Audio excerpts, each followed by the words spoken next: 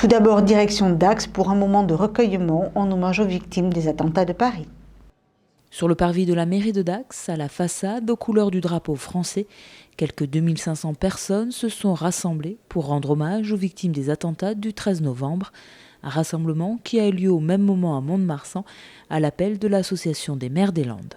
Ce qui remonte de nos communes, c'est un besoin d'être ensemble, un besoin de se rappeler les valeurs de la République, un besoin de faire en sorte qu'on puisse dire non à tout ce qui s'est passé dans ces journées terribles. Et quand on voit le monde qu'il y avait aujourd'hui, on ressent bien ça, ce besoin d'être ensemble, et c'est quelque chose qui fait chaud au cœur de tout le monde, et en particulier des maires. Après une minute de silence, 3 textes ont été lus par des Dacois, dont celui écrit par un journaliste de France Bleu, dont l'épouse a été tuée au Bataclan.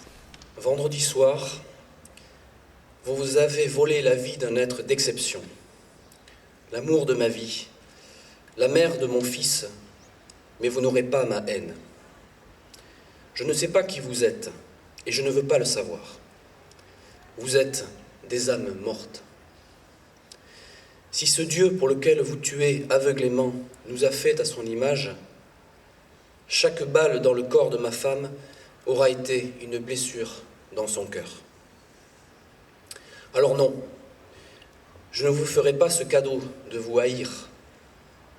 Vous l'avez bien cherché pourtant, mais répondre à la haine par la colère, ce serait céder à la même ignorance qui a fait de vous ce que vous êtes.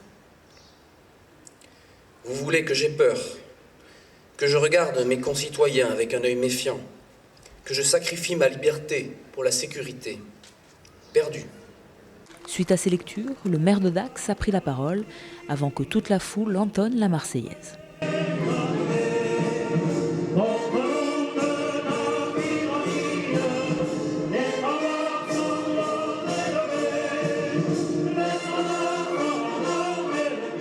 Il y a eu beaucoup de monde ce soir et c'est tout simplement la démonstration que le pays est sous le choc, le pays est à la fois traumatisé et en même temps, et ça a été un peu le sens de mon message, le pays est debout.